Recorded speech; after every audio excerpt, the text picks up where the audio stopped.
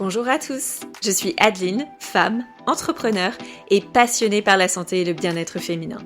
Ma philosophie, le savoir, c'est le pouvoir. Et quoi de plus puissant que de connaître son propre corps, comprendre son fonctionnement et maîtriser les réflexes préventifs à adopter pour véritablement prendre le contrôle de sa santé et de son bien-être en tant que femme. C'est au travers de discussions franches avec d'autres femmes, amis, proches ou encore collègues, mais également avec des professionnels de santé que j'ai pensé pourquoi ne pas partager ces situations, ces découvertes et autres pépites de la vraie vie avec vous toutes et tous. Bienvenue sur Naviguer sa féminité, le podcast où nous allons partager connaissances, informations et expériences pour que nous puissions toutes prendre le contrôle de notre santé et de notre bien-être tout au long de nos vies de femmes.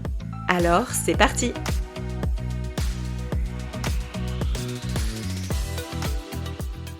Que vous fassiez du sport de temps en temps, plus régulièrement, ou que vous soyez une sportive de haut niveau, la plupart d'entre nous tombent d'accord sur le fait que nos performances sportives sont généralement affectées par les règles. La raison ? Différents symptômes tels que les crampes, la fatigue ou encore les maux de tête, qui généralement ne nous permettent pas de délivrer notre maximum. Mais se limiter à l'impact des règles sur nos performances sportives reviendrait à mettre de côté toutes les autres phases par lesquelles notre corps passe au cours d'un cycle menstruel complet et leur potentielle influence sur nos performances. Concernant les sportifs de haut niveau, en comprendre davantage sur ce sujet est absolument crucial. D'autant plus dans un contexte où les femmes ne représentent que 35% des participants aux études dans le domaine des sciences du sport. Ce qui implique que la plupart des protocoles médicaux, nutritionnels et d'entraînement que les sportifs suivent sont développés pour des athlètes masculins. Dans cet épisode, nous nous intéresserons à un programme de recherche lancé en 2021 dont la vocation est d'étudier ce phénomène de plus près auprès de sportifs de haut niveau, ainsi que les premières tendances et conclusions que cette étude et d'autres ont pu révéler. Revenons d'abord sur un rapide état des lieux concernant la pratique du sport de haut niveau pour les femmes à ce jour. Les femmes, et notamment les athlètes, peuvent être confrontées à toute une série de problèmes physiques liés à la pratique d'un sport de manière intensive. L'un des effets secondaires les plus courants auprès des athlètes de haut niveau est la perte des règles. Ce qui est un véritable problème car le cycle menstruel est un marqueur de santé important pour les femmes. Mais le cycle n'est pas seulement affecté par la pratique d'une activité sportive intense, mais peut aussi, à l'inverse, affecter les performances du corps féminin. On l'a évoqué en introduction, les spécificités féminines, comme les fluctuations hormonales liées au cycle menstruel, n'ont pas été intégrées à la plupart des recherches se focalisant sur les facteurs influençant la performance. Le cycle menstruel était d'ailleurs souvent invoqué comme un biais dans la lecture des résultats de ces recherches. Et c'est justement la raison pour laquelle il est essentiel de l'étudier. Enfin, au-delà du manque de données scientifiques sur le sujet, un autre frein reste le fait que les règles et le cycle soient encore un sujet tabou pour de nombreuses sportives. La majorité des entraîneurs sont des hommes, les sportifs se sentent donc suffisamment à l'aise pour évoquer leurs blessures, leurs douleurs musculaires, mais pas toujours pour discuter de leur cycle menstruel.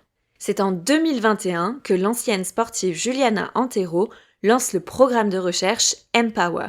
L'objectif principal d'Empower, pour Exploring Menstrual Periods of Women Athletes to Escalate Ranking, est de maximiser les performances des athlètes féminines en optimisant leur réponse à l'entraînement par des charges d'entraînement adaptées en synergie avec leur physiologie et leur cycle menstruel. Des centaines de sportifs de haut niveau qui ont participé notamment aux JO de Tokyo, de Pékin et bientôt participeront aux JO de Paris ont été suivis. Parmi les disciplines représentées, on retrouve le cyclisme, l'aviron, le triathlon ou encore la gymnastique. Chaque jour, pendant une période de 6 mois, chaque participante a renseigné ses informations sur une application, qualité du sommeil, douleurs musculaires, niveau de stress, douleurs menstruelles, permettant ainsi d'observer l'influence des fluctuations hormonales sur le bien-être et l'entraînement de ces sportives. Qu'est-ce que cette étude et d'autres ont permis de mettre en avant ?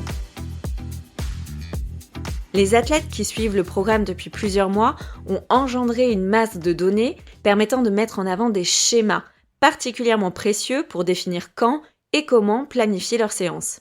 Étant davantage conscientes des mécanismes qui se jouent dans leur corps et s'y adaptant, elles parviennent ainsi à tirer profit de leur cycle pour maximiser leur performance. De manière générale, les premiers résultats obtenus expliquent notamment que la force, l'endurance, la raideur ligamentaire, le sommeil ou encore la nutrition seraient sous l'influence des variations hormonales.